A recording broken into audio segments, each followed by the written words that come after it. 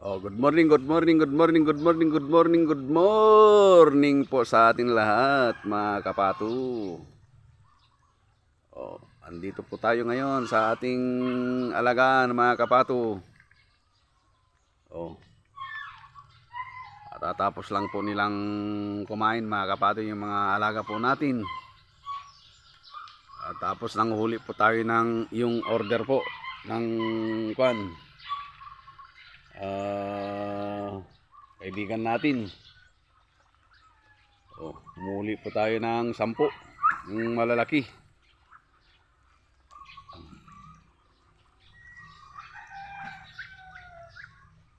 Hindi po bababa ng 30 kilos yung 10 na hinuli natin, mga kabato. O, yun na lang po ang natira, mga kabato. O konti na lang, mas marami yung maliliit. O, baka hindi pa abutin ng semana yung mga malalaki natin, mga kabato. Ubos na agad yung mga malalaki natin. O,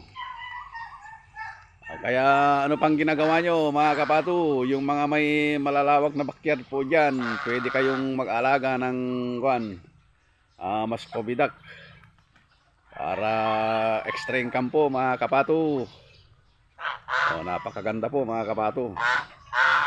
Lalo na po pag may buyer po tayo. Yan na lang mga natitira, mga kapato. Ito po yung mga ducklings natin, ibinaba na po natin, mga kapato.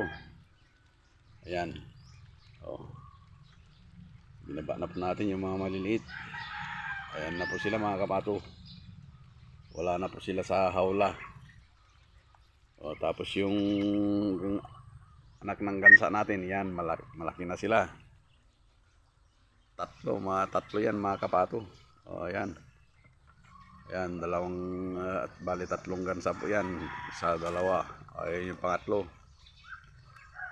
Bali yung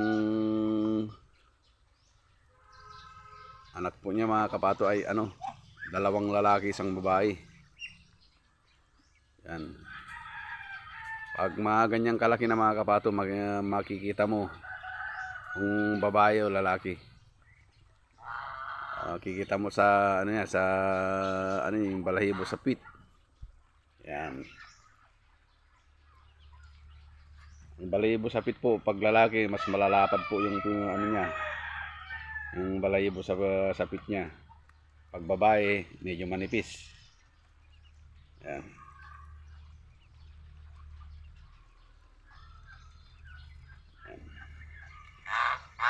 Yan na lang, mga kapato, natitira. Konti na lang.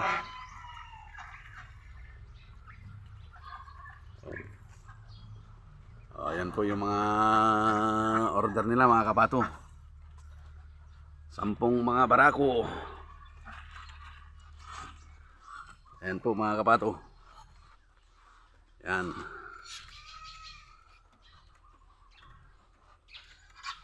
Puro mga lalaki po yan, mga kapato. 10. Hindi bababa ng 3.5 ang isa.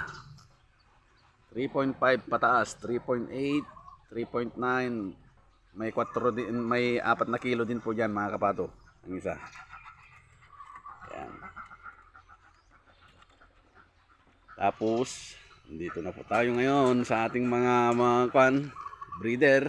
Yan. Dahil pong namimisa at nangingitlog sa kanila, mga kapato. Mga 10 yata yung mahigit 10 yung namimisa.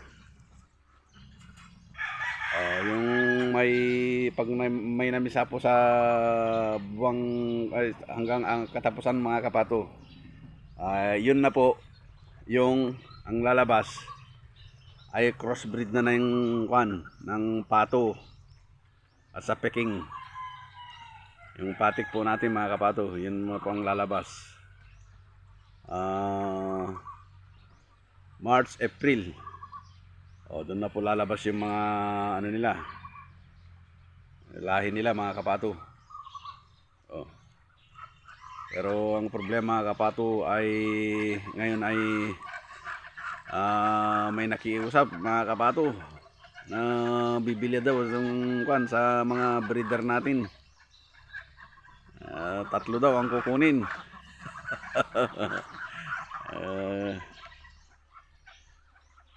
Hindi naman tayo kwan madamot mga kapato, kaya sa next week ay kukunin na po yung 3. 2 na lang po matitira dyan mga kapato.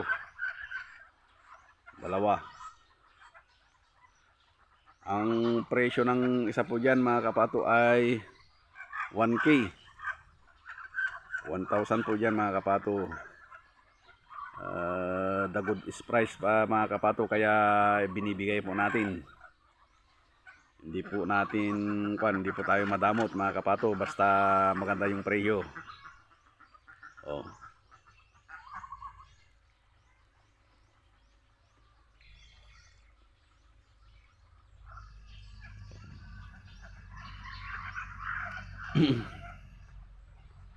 Marami pong namimisa mga kapato. Kasalukuyan ngayon wala tayong walang laman itong mga natin, mga hawla natin. Zero po tayo. Siguro naman hanggang third week o kaya second week itong March ay may lalabas na naman po tayong sisi mga kapato. Yan.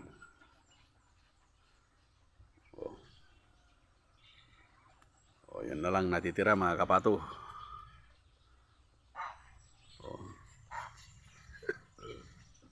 Lumit.